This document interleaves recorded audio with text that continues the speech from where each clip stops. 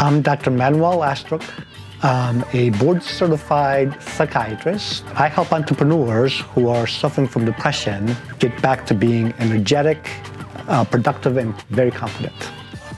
I want to help you really think about depression and burnout. We're going to take a high-level look and really why it's important. I mean, the problem with both of these is that they are going to gum up the works in your business. Depression and burnout lead to exhaustion, they lead to difficulties in your ability to function, and whatever capacity you're in, entrepreneur, business person, your ability to work, your ability to think, your ability to execute are critical to your success. So let's think about depression and burnout. How do we think about illnesses as physicians? So here's kind of my breakdown of things. There are some illnesses that are what we call acute, which means they happen right away. You fall down, you break your arm, that's an acute injury. You didn't have it, now you do. There are some illnesses that are slowly building, and then there's a moment when you express the illness. So for cardiovascular disease, if you're going to have a heart attack, a myocardial infarction, what happens is that there's a chronic progression over time that's silent, and suddenly there's an acute event where you have chest pain, shortness of breath, so on and so forth, EKG changes, and you're diagnosed with a heart attack. And there's some illnesses that progress over time and you get more and more symptoms over time. So think about something like obesity. You don't suddenly wake up and you're overweight, right? There's a progression over time. And with both depression and with burnout, there's early stages when symptoms are relatively mild, and there's going to be later stages where your symptoms are going to be really hard to ignore, but that doesn't happen overnight.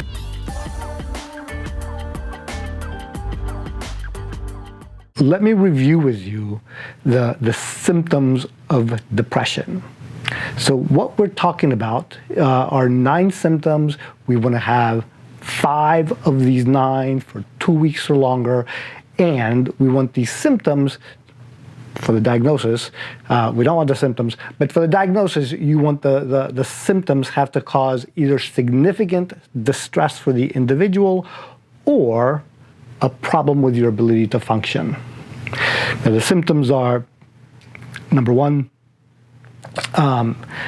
decreased mood, depressed mood. Number 2, it's either loss of interest or loss of pleasure. Number 3, we have problems with your sleep. So you need to be sleeping too much or not sleeping at all. Number 4, problems with your appetite, eating too much, not eating enough. Number 5, problems with what we call psychomotor agitation or depression. That means that physically you're kind of way more hyper than usual or much more slowed down than usual. Where we at? 6, loss of energy. So this is exhaustion, fatigue. 7, feelings of guilt, feelings of worthlessness. 8, difficulty with concentration and focus, where it's just really hard to do even things like reading. It takes you incredible amounts of effort to do things that normally come easy. And the last one, number 9, is suicidal ideation, thoughts of suicide or actual suicide attempts. And when we look at all these symptoms of depression, the 9 symptoms, you have 5 of 9, it starts off slow, builds up over time. So we have mild, moderate, and more severe cases of depression. When it gets bad enough, people literally have a hard time getting out of bed for things that they're obligated to do, like go to work, take care of their kids. At the more mild cases, the impact on your functioning and the amount of distress that you're having are there, but not significant enough that it's moderate or severe. And the symptoms of burnout actually have a lot of overlap. The World Health Organization defined burnout as an occupational syndrome in 2019. 3 big symptoms. Number 1 is exhaustion. Number 2 is a detachment from work or feeling bitter, cynical towards work. And number 3 is losing effectiveness in your job. And again, these are going to be starting with milder cases, going to more severe cases.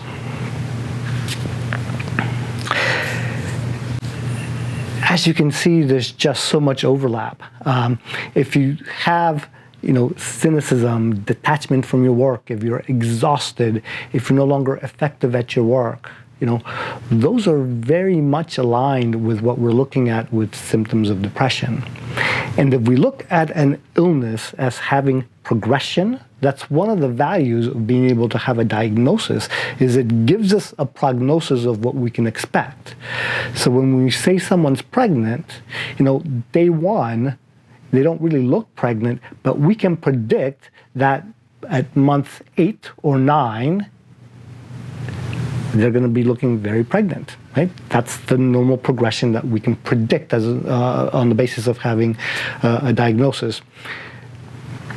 With burnout, as it becomes more severe, if it's not taken care of, we're going to start seeing something that looks to be having a bigger and bigger impact on your ability to function and the amount of distress that you're having.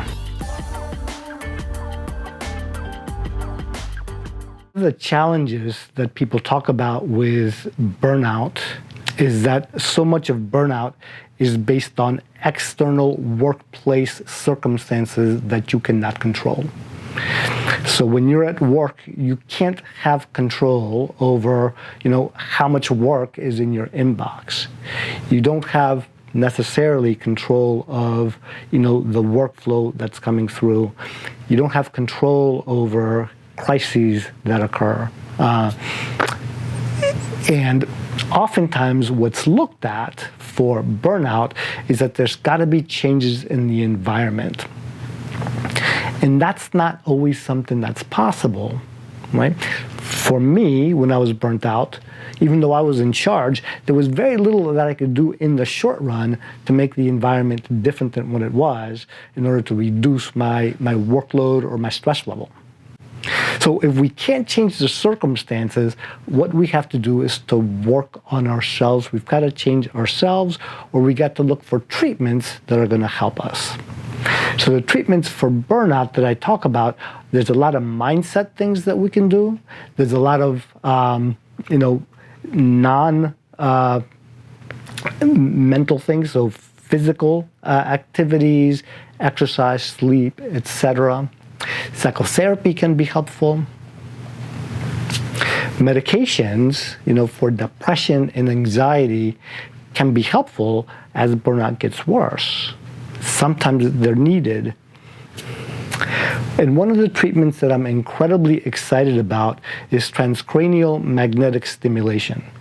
Now, TMS is a medical treatment that's been FDA approved for well over 10 years now.